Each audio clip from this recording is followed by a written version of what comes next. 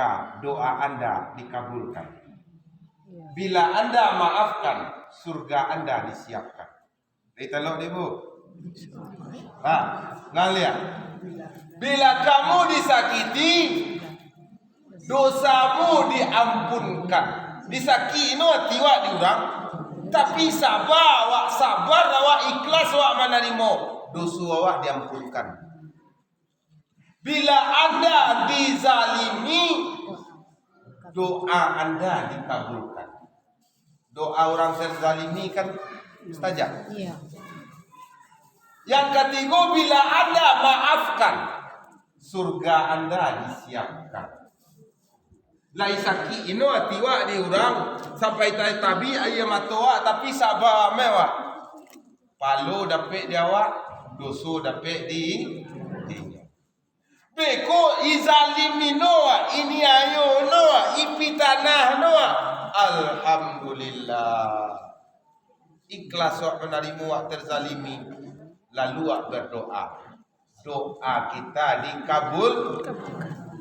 Lalu bersyukur wajono elok jua kiono baru. Lajale awak isaki ino isapu jono baru. Alai dia awak pucuk ubi lagi jono baru.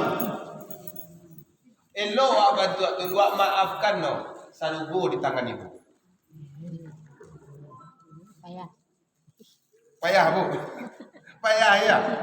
Iyo ansu-ansu mangarajono, bansu-ansu mangarajono, ansu-ansu bu, orang menyakiti awak tadi itu ansu-ansu menahan, tahan dengan sabar.